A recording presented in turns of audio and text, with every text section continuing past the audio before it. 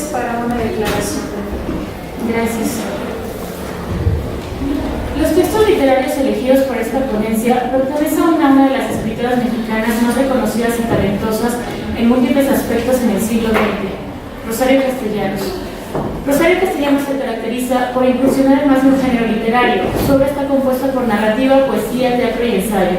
Cada una de esas formas literarias, aparte de ser extraordinarias y catárticas, la autora tiene la oportunidad de reflexionar y replantearse los temas que le inquietaban, ya que para ella escribir no fue únicamente una pasión o un gusto, sino un acto de reflexión, análisis y propuesta, una forma de encontrarse a sí misma y explicarse el mundo. Su pensamiento se posiciona desde una perspectiva existencial influida por sus experiencias de vida, el contexto que la rodeó desde su infancia y el desarrollo que logró aumentar su capacidad de pensamiento mediante amplia lectura, los estudios de filosofía que realizó y su gran capacidad analítica. ¿Existe una cultura femenina? Alrededor de este cuestionamiento gira el primer ensayo de Rosario Castellanos, titulado Sobre cultura femenina, con el cual obtiene el grado de maestra en filosofía en 1950. El tema le apasionaba de tal forma que escribe la serie de ensayos que componen Declaración de Fe.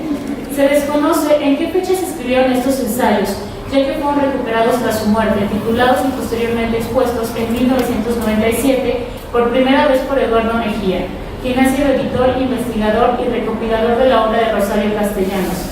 Él y un conjunto de colaboradores los publican en la editorial Alfaguara con el título Declaración de Fe. Por otro lado, Apuntes para una declaración de fe es el título original de su primer libro publicado a la edad de 23 años, poemario que manifiesta su inconformidad social y pensamiento. Dentro de este libro se encuentra el poema que lleva por título el mismo nombre. Es definitivo que debe existir una relación entre el poema y el ensayo, propuesta que presento. Apuntes para una declaración de fe fue un poema criticado, causante de controversias acerca de su interpretación, así como de la opinión de los críticos literarios de la época. En una entrevista con Emanuel Carballo, Rosario explica, abro cita, es un poema malogrado, de las crisis que se padecen en la adolescencia, y entre las cuales la religiosa es solo una. Quise rescatar algo que continuara informando mi vida. Deseaba darle sentido y justificación a cada uno de mis actos. En los apuntes me arrastró la retórica, me llevó a hablar, por ejemplo, del continente nuevo que es América, del que tenía una idea superficial y falsa. La última parte del poema, que quiere ser lírica y no lo logra, está en contradicción con la primera, en la que el poema es casi prosa, incisivo, pletórico de lugares comunes usados de una manera deliberada.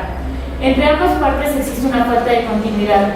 Fue muy duramente criticado, sobre todo por Miguel Guardia, quien dijo que negras influencias formaban Legión. Lo considero como un experimento. A partir de entonces no volví a frecuentar ese camino. Cierro cita. Es importante tomar en cuenta que la mención anterior es una opinión de Rosario Castellanos en el contexto que la rodeaba, opinión que desvirtúa su propia creación y capacidad de poeta. Es posible que se haya encontrado presionada por la crítica que la rodea, quizá haya una justificación al poema.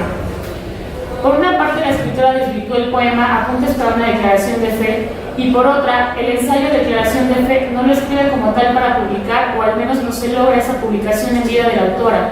Por lo tanto, estamos frente a ensayos que carecen de fecha de escritura, contexto o fin de su propia creación, pero que sin duda manifiestan un pensamiento y posición clara de Rosario Castellanos.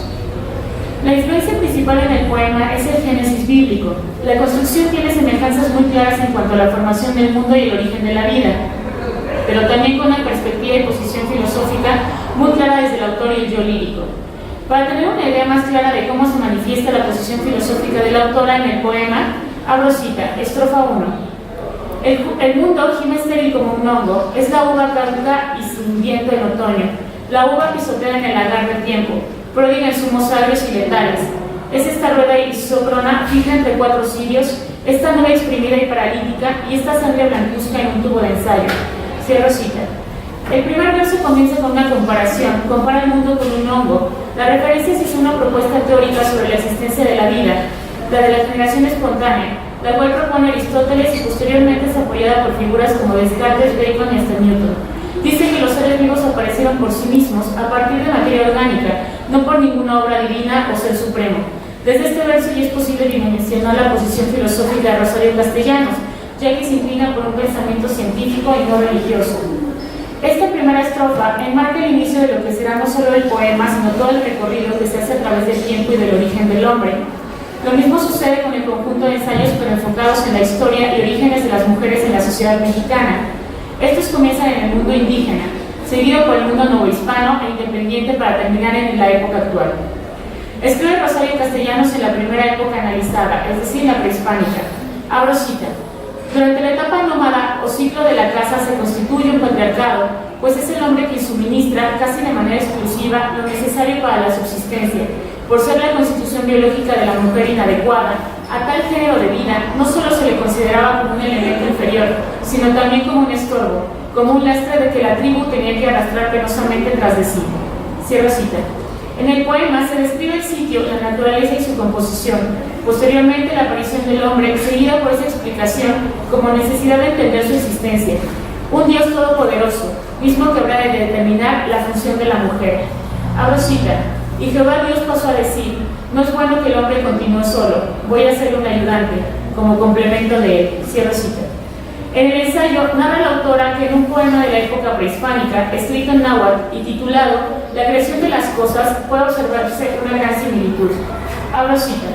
Los dioses, después de haberse complacido inventando al hombre, se pusieron a considerar que viviría triste si no hacían algo para que le produjera alegría. Es menester, dijeron, crea algo que le haga tomar amor a la tierra para que cante y baile, para que nos sirva y alabe, es decir, la mujer. Cierro cita. La maternidad se aborda en el poema desde Eva, quien es castigada por desobedecer las órdenes supremas de Dios y por ello parirá con dolor a sus hijos en el mundo indígena, En el mundo indígena la maternidad también es mal vista.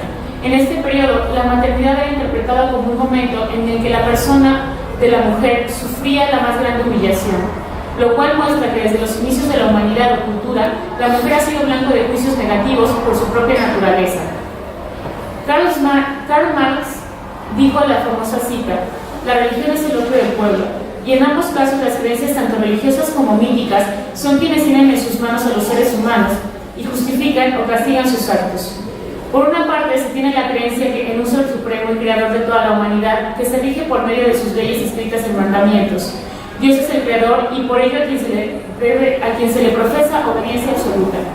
En la época prehispánica, dioses y mitos ayudaban a la racionalización de las cosas y se guiaban por ellos sin importar qué tan carente de sentido fueran las acciones emitidas, motivo que justificó en su momento el mandato que ejercía el indio sobre las mujeres. Los mandamientos de Dios son equivalentes de alguna forma a esa mitología indígena.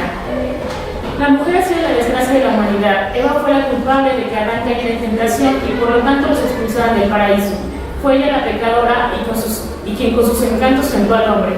En el mundo prehispánico, una mujer también hace que se termine el reino de Quetzalcóatl. De acuerdo a un mito que narra Fray Servando de Sahagún, el cual apunta a Rosario Castellanos en declaración de fe. Los hombres son víctimas ante las mujeres y los males provienen de ella, de sus cuerpos y acciones. Otra época central es la conquista.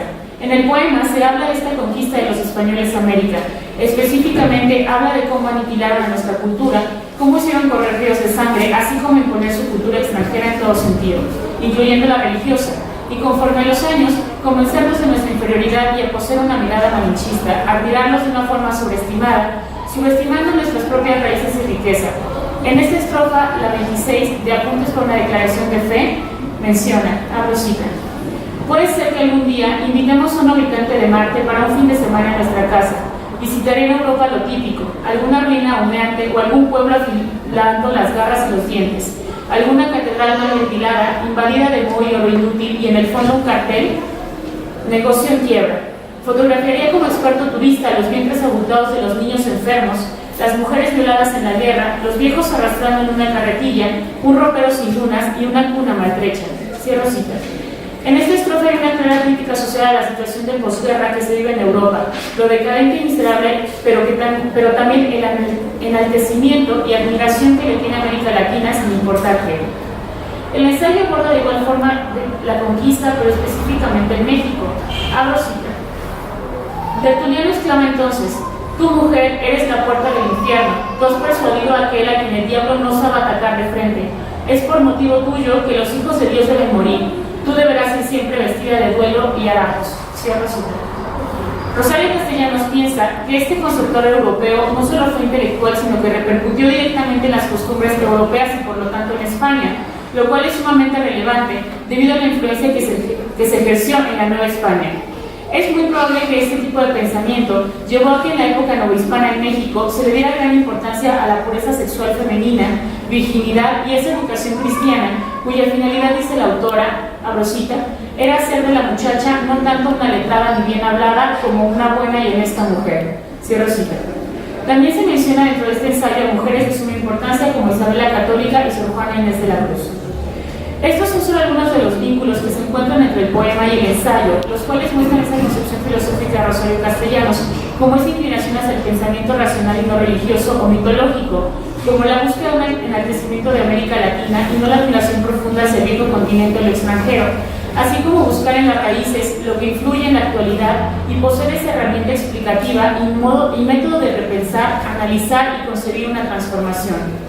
El conjunto de ensayos de declaración de fe es invitación directa y clara para la reflexión de un tema sumamente preocupante, no solo en las épocas mencionadas por la de Rosario Castellanos, sino en la actualidad respecto a la situación de las mujeres en México. Así que mi propuesta va no únicamente en la comparación temática o concepción filosófica de esta gran autora, sino aceptar la invitación que nos hace en toda su obra, así como en declaración de fe, para utilizar la historia y estos magníficos textos como un empuje a continuar esta lucha diaria por la reivindicación de la situación de la mujer en nuestro país e ir creando cada día una mejor. Gracias.